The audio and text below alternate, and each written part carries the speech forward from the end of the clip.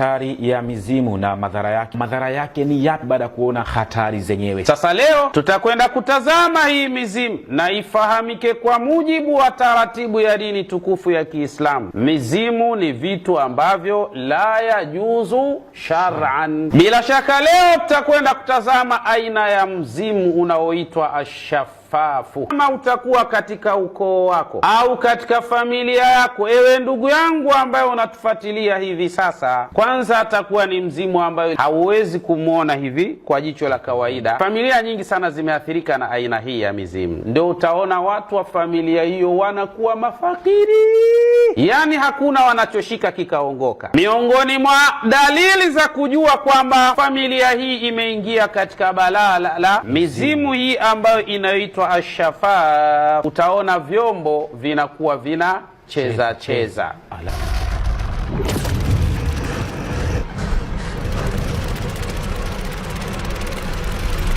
Nyumba hii watakuwa ni watu ambao mafanikio wanayaona kwa jirani. Kadhalika utaona milango inafunguliwa.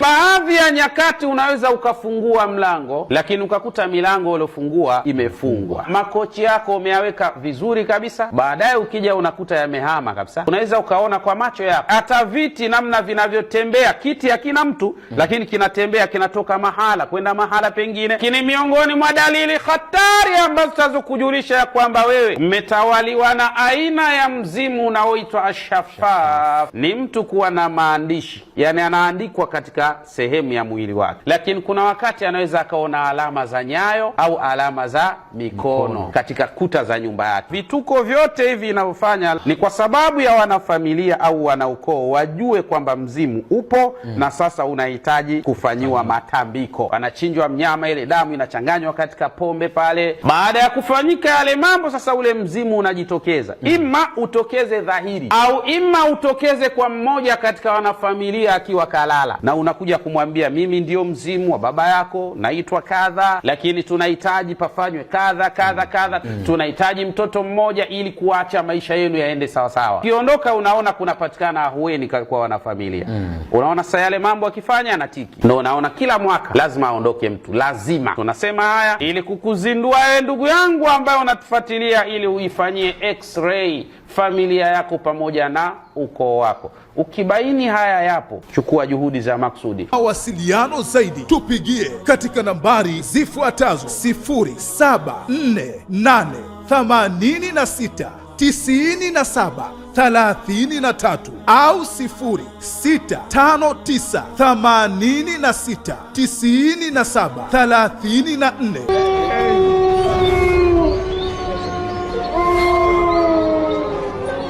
Ijue mizimu na hatari zake. Kwanza tutakwenda kujua mzimu ni nini, madhara yake ni nini, zipi alama ambazo za kukujuza kwa familia yako imekumbwa na janga litokanalo na mizimu. Unapozungumza mzimu katika dini tukufu ya Kiislamu, kwamba pakizungumzwa mzimu ni mashaitani tu wa kawaida. Lakini je, taarifu ya mzimu kwa wenye mizimu yao wanasemaje? Ili kadhalika tuone dalili za hiyo mizimu na tuone madhara ya hiyo mizimu katika maisha ya wanaukoo au wana familia. Taarifu yao ya mizimu, wanasema mzimu ni roho ambaye tayari alishaacha dunia hii, kafa. Kila kabila lina aina ya mizimu yao, wanapata madhara hakika kabisa kutokana na haya mamizimu. Ni vipi sasa kwetu sisi? Itakwenda kutufahamisha. Tumepita mahala na tumesibiwa na athari na hatari ya mizimu. Unaweza kujuaje sasa? Kini sala limoja, aina ya mzimu aliyopo hapo ni aina gani? Utaifahamu aina hiyo kwa njia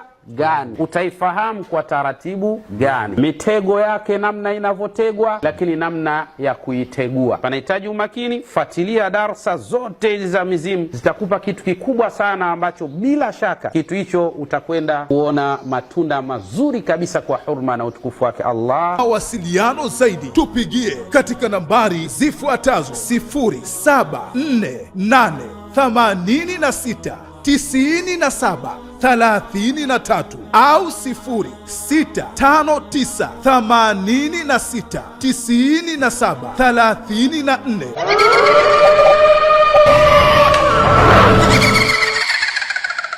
Na leo tutatazama miongoni mwa aina zingine za mizimu na vipi tunaweza tukabaini kunako aina hiyo, haswa tu mimi nikijisi kwamba kwa namna nilivyo kwa aina hii uliyosema mimi ni katika waathirika wa aina hii ya mizimu. Leo tutakwenda kutazama aina ya mizimu inaitwa alkianat, lakini pamoja na hivyo ni mizimu ambayo ina madhara makubwa, kwa sababu haina furaha ya kufurahisha watu waliosibiwa au koo uliosibiwa na aina ya mizimu hiyo. Kana hujulikana na kutambulika katika aina hii ya mizimu katika utaratibu wa namna hii, ufahamika ya kwamba hawa ni mashaitani. Katika lugha za kisasa wanaita Freemason. Hawa alkianat ni wale ambao wametambulika ya kwamba sio roho za waliokufa, bali kadhalika hawa ni aina ya mashetani, ambayo mashetani hayo yanaweza yakatawala ukoo au familia ya watu fulani. Yana madhara, yana faida, lakini faida zake hazizidi madhara yake. Lakini sasa hatari inakuja ni wakati wa kudhihiri kwake hiyo mizimu ya alkianati. Na kuwaje? Pale ambapo panapotakiwa kufanywa matendo ya ajabu ajabu, tena matendo yenyewe ya ule uchawi mweusi, kuua watu.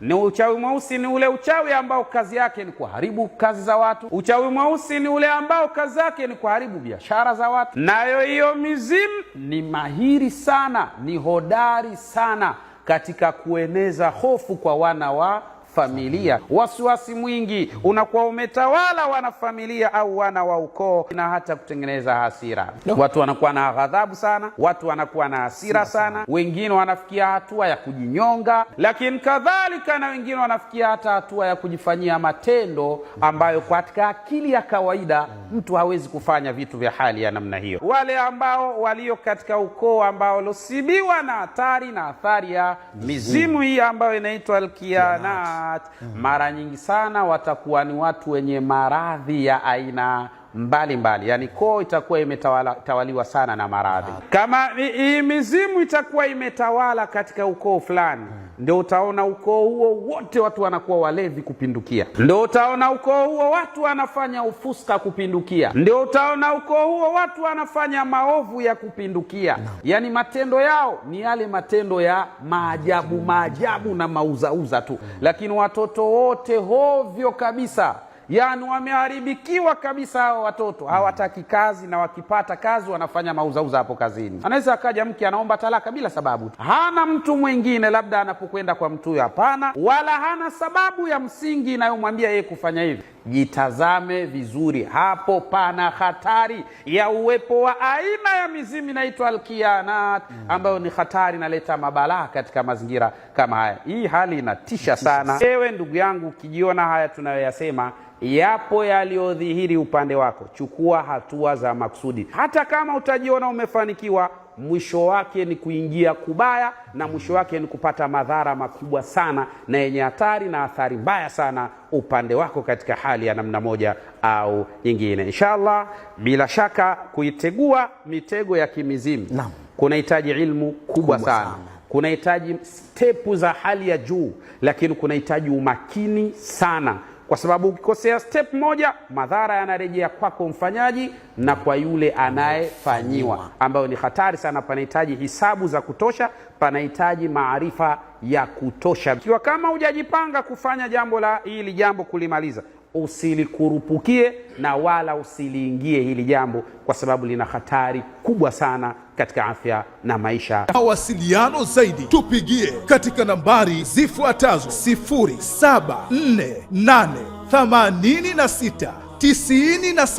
0748869733 au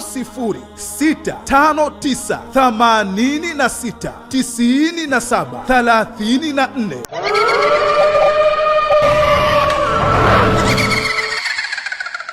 Je, hii mizimu hii imegawanyika katika aina ngapi, na ndani ya aina hizo hatari zake katika familia na ukoo zipo kwa namna gani? Kuna ripoti mbalimbali zinazoripotiwa kudhihiri au kuonekana kwa mizimu, ikiwa katika sura au picha ya aina mbalimbali za wanyama wanaotisha, wakati mwingine zikiwa katika mifumo na aina mbalimbali ya vitu ambavyo visivyo na roho. Mizimu imegawanyika katika aina nyingi sana, na katika hizo aina nyingi, kila aina ya mizimu ina taratibu zake na kila aina ya mizimu ina madhara yake. Leo nitataja aina moja tu miongoni mwa hizo aina nyingi, maana kuna mizimu inaitwa ashbahu dhikra, lakini kuna mizimu inaitwa dhuhurat, lakini kuna mizimu inaitwa alqiyanat,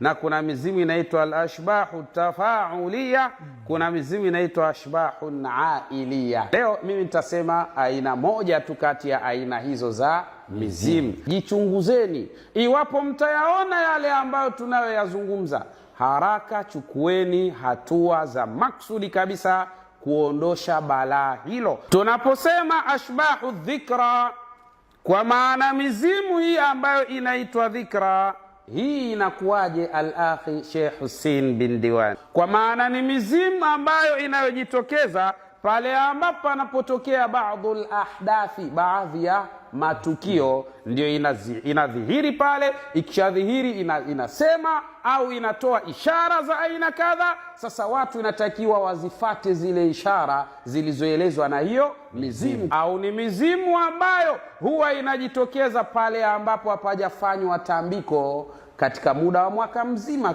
ikawa mwaka fulani hawajafanya matambiko. Sasa mzimu unaibuka pale.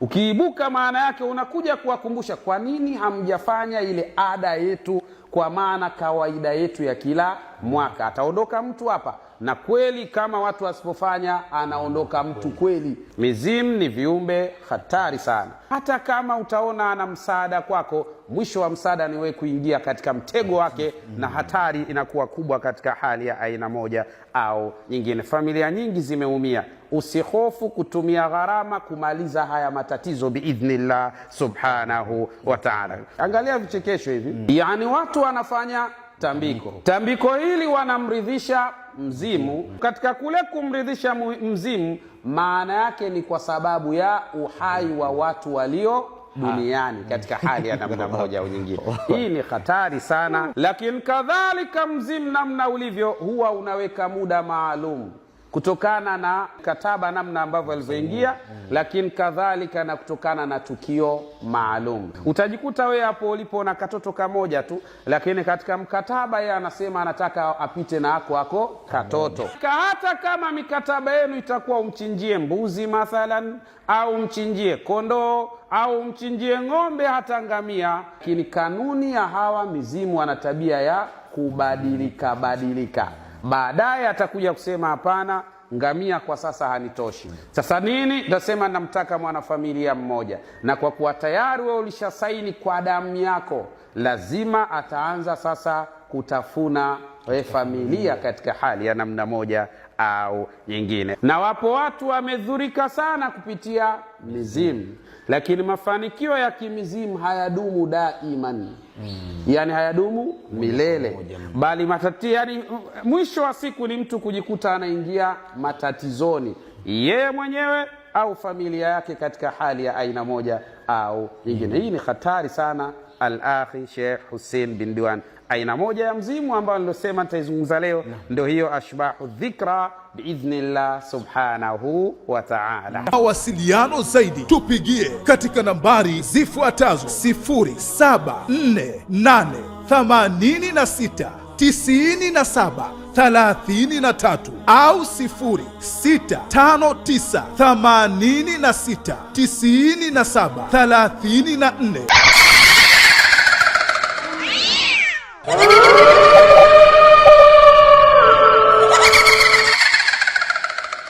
Je, kuna mahusiano gani baina mizimu au mzimu pamoja na uchawi? Yapo mahusiano makubwa sana baina ya mizimu na uchawi. Ukuhani, kwa maana uganga wa kishirikina, ukiambatana na uchawi. Lakini ndani yake kukana al-arwahul khabitha, kwa maana maroho, yani maroho yale machafu.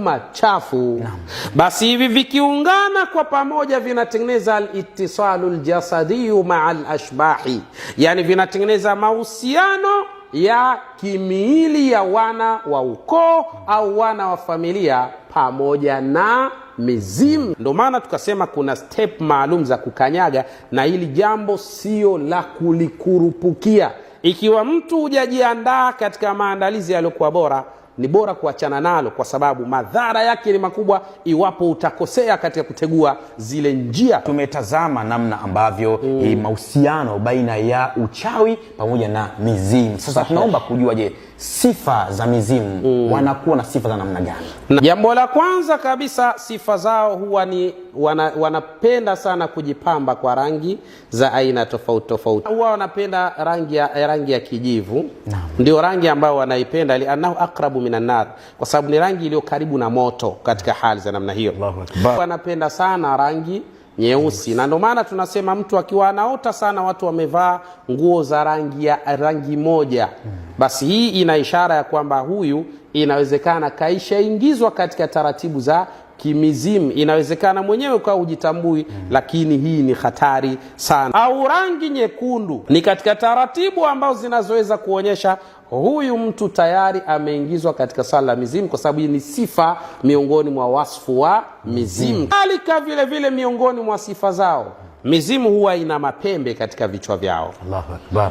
Ndio maana kuna baadhi ya wale watu wanaopandisha mizimu, utaona anavaa baadhi ya ngozi ya wanyama, alafu anavaa kikofia kina mapembe, anakuwa katika hali za namna. Sio bahati mbaya, hizo ndio min awsafi katika sifa za al-ashbahi. Hii mizimu katika hali ya aina moja au nyingine. Nyingi sana hii mizimu huwa inachukua sura ya mababu waliokufa au mabibi waliokufa. Mara nyingi inachukua taswira yao, mara nyingi inachukua zile pozi zao, mara nyingi inachukua sauti zao, matendo yao na mfano wa hayo. Katika swala ni moja, al-akhi Sheikh Hussein bin Diwan, ikiwa mizimu hii yenyewe inakuwa na sifa ya rangi ya kijivu, je, ni rangi gani ambayo kwayo ikitumika biidhnillah ina uwezo wa kufifiza na kumaliza hii rangi ya kijivu? Hapa ndo panahitaji maarifa na ilmu ya kutosha ili kuweza kumaliza athari na mashakil mazito ya vinavyoitwa mizimu. Vipi endapo huyu mwanafamilia au mwanaukoo akivunja mkataba baina yake yeye na mizimu, je, kipi kinaweza kujitokeza baada tu ya kuvunja huo mkataba? Mtu akivunja makubaliano baina yake yeye na mzimu, basi mzimu utakachofanya ni kuanza kutafuna au kuua watoto katika hali ya aina moja au nyingine. Kadhalika itakuwa miongoni mwa makubaliano yao ni kwamba huyu mtu ambaye ameweka makubaliano na mizimu, mkewe au mtoto wake au mke wa mtoto wake au yoyote wa karibu yake, kuwe na makubaliano ya kwamba pakinaswa ujauzito, kazi yake ni kutoa ule ujauzito, kwa sababu anakula wale watoto ambao walio katika matumbo ya kina mama. Hii ni hatari sana. Mizimu ni vitu vya ajabu mno, ni vitu hatari sana katika hali ya aina moja au nyingine. Kwa hali hiyo sasa, bila shaka utaona ittahamatil adidu min alqabilat, utaona kuna tuhuma nyingi sana kutokana na makubaliano baina ya wanaukoo na mizimu. Utaona kuna tuhuma nyingi sana bihadhihi natija adadun wafayatil atfal, kwa sababu koo hizo zitaripoti idadi ya vifo vingi sana vya watoto, vya wajukuu, vya watu wa karibu na mfano wa hayo katika hali ya aina moja au nyingine. Hivyo utabaini mizimu ni vitu hatari sana. Kama kuna mtu anapata pesa kwa kutumia mizimu, basi ufahamu kabisa wana wa familia au wana ukoo wapo hatarini katika hali ya aina moja au nyingine. Cha kufanya ni nini? Ni kukata ule waya wa network baina yako wewe na mizimu. Inakatwaje? Kwa kusema tu mistaki? Hapana, kuna taratibu, kwa sababu mzimu huwezi kukimbia. Wewe kimbia utapokimbia, lakini mzimu huwezi kukimbia. Kukimbia kwake ni kuwe na taaluma, zile step, namna ya kukanyaga, wapi ukanyage, tegue yale mabomu, tegue zile njia, ndipo unaweza ukanusurika na mabalaa hayo biidhnillah subhanahu wa ta'ala. Kwa hali ya namna hii inaikuhitaji wewe kuchukua juhudi za maksudi kabisa, na panahitaji umakini wa hali ya juu, panahitaji ufundi wa hali ya juu, lakini kadhalika panahitaji taaluma ya kutosha ili uweze kutegua mitego hii bila madhara biidhnillahi alkarim. Mawasiliano zaidi tupigie katika nambari zifuatazo: 0748869733 au 0659869734.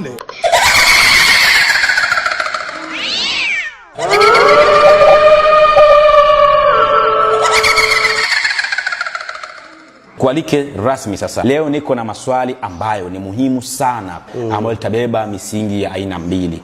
Je, hawa watu ambao ni wa mizimu, wao wanauzungumziaje huu mzimu wenyewe? Lakini pia na kidini yetu ya tukufu ya Kiislamu, na yenyewe inauelezeaje huu mzimu kisheria? Wanasema hawa watu wa mizimu ni roho za watu waliokufa, au kadhalika ni roho za wanyama. Katika hali za namna hiyo ndio zinakuja kuleta athari na madhara katika afya au maisha ya wanaukoo huo. Lakini sasa ukija hii mizimu katika dini tukufu ya Kiislamu ni nini? Ya kwamba mizimu ni roho za watu waliokufa. Uislamu umekanusha hilo, umesema hapana. Pamoja na kusema sio roho za watu waliokufa, Uislamu unaamini mizimu hiya nafsuha aljinnu, ni majini ambao haiwezekani kuyaona tena bilaini almujarrada, kwa macho ya kawaida huwezi kuwaona. Je, swali langu tena kwake, kwa watu wa mizimu huwa wanaingia mikataba na mizimu ile, wakisha fanya mikataba wanaingia katika makubaliano. Sasa je, hii mikataba hii inakuwaje na makubaliano yao yanakuwa katika hali namna gani? Je, ya mazungumzo au ya vitendo kwa namna moja ama nyingine? Hapo ndipo pabaya zaidi. Ni kweli kabisa mikataba huwa ipo. Kuna mkataba unaitwa kitabiyan wa ashafahia, yani anapewa mtu neno, hilo neno natakiwa ulitamke mara kadha, au uliseme hilo neno katika mandhari fulani. Ukilisema hilo neno, basi yule mzimu anahudhuria pale. Na wengine wanapewa kitaban, kwa maana kwa maandishi na tauqii pamoja na saini na vitu kama hivyo, lazima vinakuwa vipo.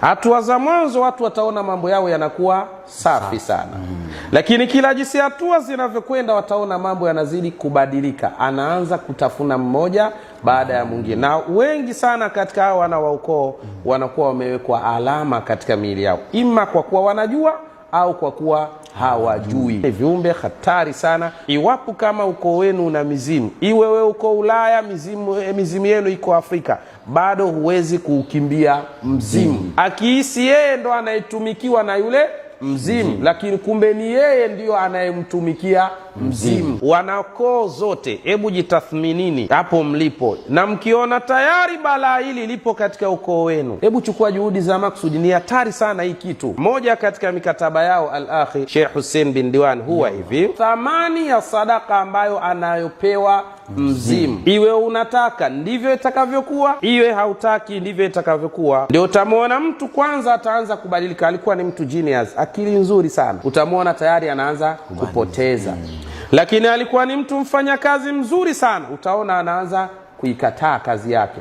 Lakini alikuwa ni mtu mwenye maarifa mazuri, utaona anaanza kuyakataa maarifa yake. Na moja katika hatari zaidi ni huyu mtu atakuwa anaota mara nyingi sana al-amwat, watu waliokufa. Na mara kadhaa ni mtu ambaye atakuwa anaota watu wamevaa nguo zenye rangi moja, kwa maana kama ni weusi atakuta wamevaa nguo nyeusi tupu, kama za blue ataona watu wamevaa blue tupu. Na huyu ataharibikiwa vibaya mno katika nyakati zinazokuja. Ni kuwa ni mtu ambaye pia ukilala unaweza kuwa unaota sana upo katika mapango mapango au maporomoko ya bahari, ya kina cha bahari. Hii ni ishara kwamba tayari wazee wa mizimu walishakuweka katika cheni ya mizimu bila mwenyewe kujitambua. Sasa utaona mambo mengi yanaharibika. Uzazi utakuwa mgumu sana kupatikana, lakini utaona na hata akipatikana uzazi watoto wanakufa katika hali zinazotatanisha. Wanafamilia, kuna watu wanakufa vifo vinavyofanana. Yaani utaona watu wanakufa vifo vinavyofanana. Unapofikia wakati ukaona nimeshindwa katika uzalendo huu wa kuitumikia mizimu, unaweza kuachana nayo kwa taratibu maalum, lakini si jambo la kitoto. Panahitaji maarifa sana kutegua hayo, panahitaji ujuzi sana, na panahitaji step ya hali ya juu. Na lau kama utakuwa hujajipanga kulifanya hilo, usiliingie wala usilivae, litakuletea madhara mazito zaidi kuliko yalivyo sasa katika hali ya aina moja au nyingine. Mawasiliano zaidi tupigie katika nambari zifuatazo: 0748969733 au 0659869734.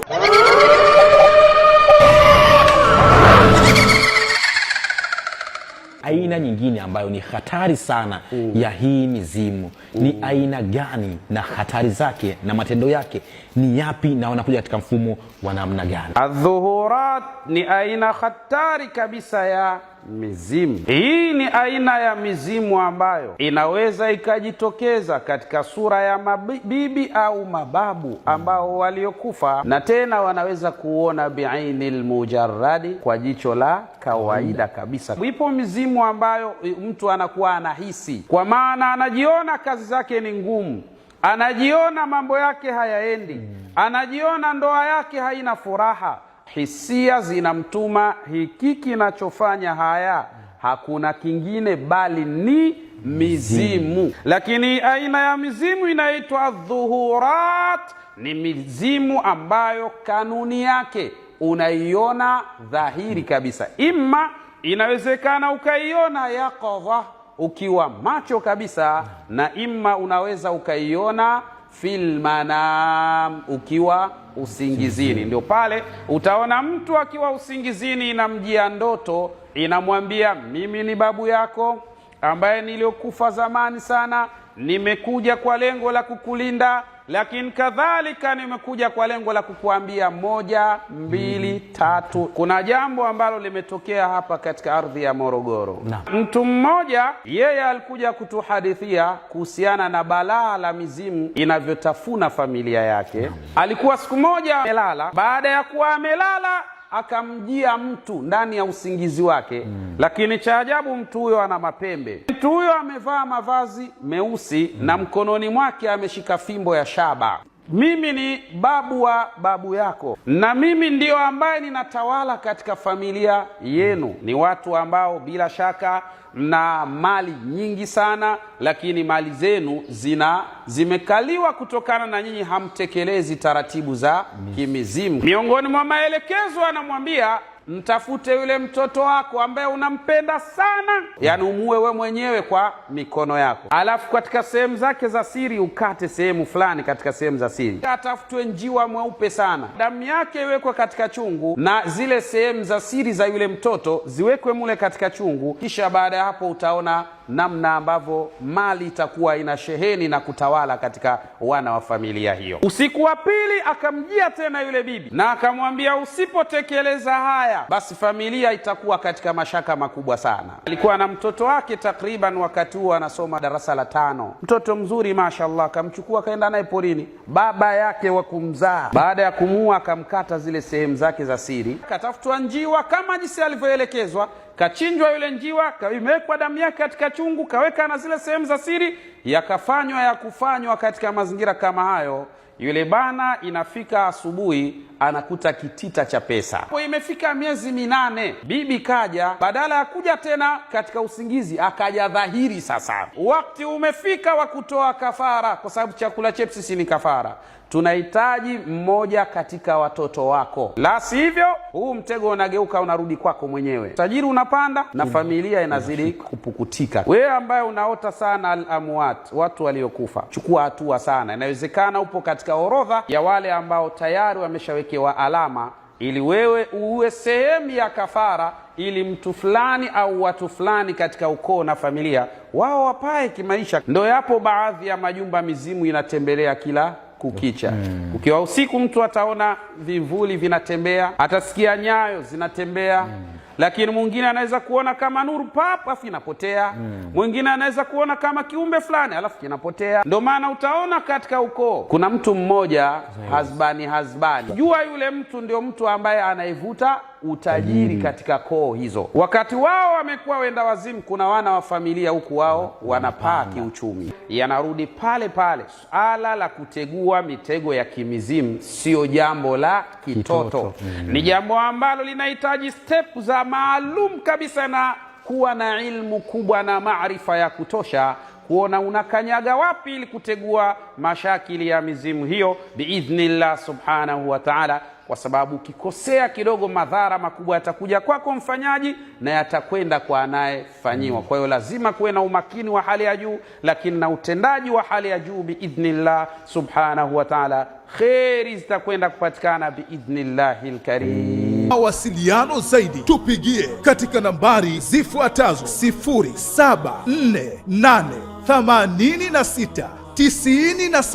0748869733 au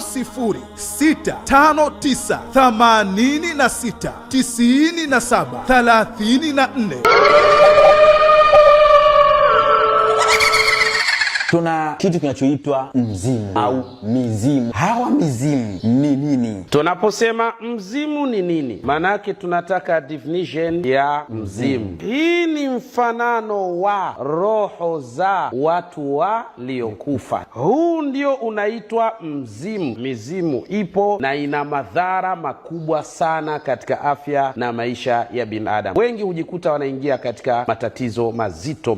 Kuna watu wao walikuwa ni matajiri, lakini ilipoingia mizimu katikati, sasa hivi hawajulikani ni mafakiri au ni maskini. Lakini kadhalika kuna watu familia zao zilikuwa nzuri sana, kwa kuingia mizimu hapa katikati imeharibu familia zote. Hazieleweki ni familia za wastaarabu, ni familia za watu wa maana, yani hazijulikani. Lakini kadhalika kuna watu wao walikuwa wanasiasa wakubwa kabisa, wanaotambulika, wanatajika sana na wanaotarajia kuwa ni watu wakubwa sana. Palipoingia mizimu katikati, shughuli imeishia hapa. Sio lazima ile mizimu ipande vichwani. Wakati mwingine inakuja inashika tu katika zile sehemu za kazi, au inakuja inakaa katika sehemu ya kizazi, au inakuja inakaa katika sehemu ya jengo la mtu. Baadhi ya koo na baadhi ya makabila huwa wanaabudia hiyo mizimu. Utakuta wanafanya matendo mengi sana yakionyesha hii ni ibada ya mizimu. Hatari mno iwapo itakuwa imewavaa wanaukoo. Kuiondosha inahitaji stepu ya hali ya juu na inahitaji maarifa ya hali ya juu na utulivu wa kiakili na maarifa. Mizimu ni viumbe hatari sana, lakini mizimu katika namna ilivyo huwa kanuni yake ni kunyonya damu za wana ukoo huo. Unaweza kuona mtu kichwa safari. Hata inawezekana kizazi chako wewe uliye sasa hujui kabisa kama kuna mikataba iliyofungwa baina ya mababu kwa mababu ambao waliopita huko katika hali za namna hiyo, lakini madhara yanakuja kutokea kwako hii leo. Sasa kwa yule ambaye tayari ameshaingia katika mashaka haya, afanye nini? Hapa ndo panahitaji umakini, panahitaji taaluma ya kutosha. Kuondosha mzimu katika ukoo sio jambo la kukurupuka, wala sio jambo la lele mama. Panahitaji kuwa makini sana. Jambo la kwanza ni kupata historia ya ukoo husika. Hapo ndipo utajua zile step za kukanyaga. Unakanyaga wapi ili tegua yale mabomu yaliotegwa ili umalize mashakili. Ijue mizimu na madhara yake, lakini kadhalika na vipi unaweza kujikwamua katika janga zito hili la mizimu. Mawasiliano zaidi tupigie katika nambari zifuatazo: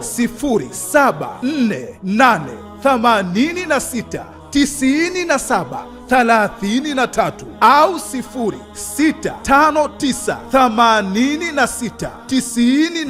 0659869734.